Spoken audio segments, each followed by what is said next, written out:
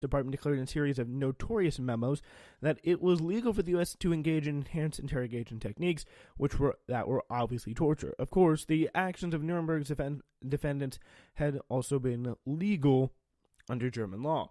John Brennan, who ran the CIA under President Barack Obama, and by the way, these neither in the Nuremberg or today were legal under international law. So that's another key point. But John Brennan, who ran the CIA under President Barack Obama, made similar remarks on Tuesday when asked about Haspel. The Bush administration had decided that its torture program was legal, said Brennan, and that Haspel tried to carry out her duties at the CIA to the best of her ability, even when the CIA was asked to do some quote-unquote very difficult things.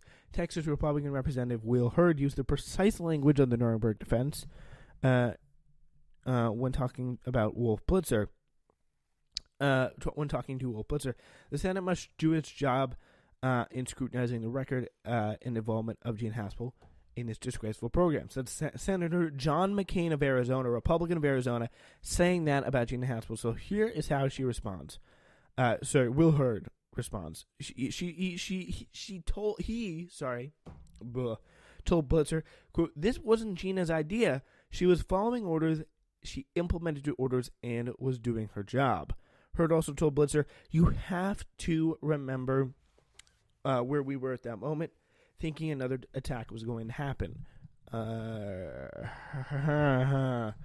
This is another defense that explicitly illegitimate and under international law.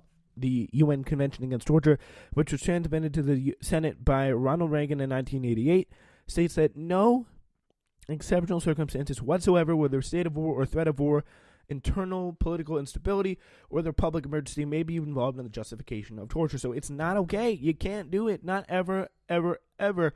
And yet it is still very strongly going on. That's the worrying situation in our government today. So we're obviously going to continue to follow the story down the road, but that is it for us today. Thank you so much for joining us here today, and we will see you on Sunday. Also, before we go, SWRN on March 24th will be in Washington, D.C. How we're going to report on the March for Our Lives Gun Rights March is not yet available. We will let you know when we know.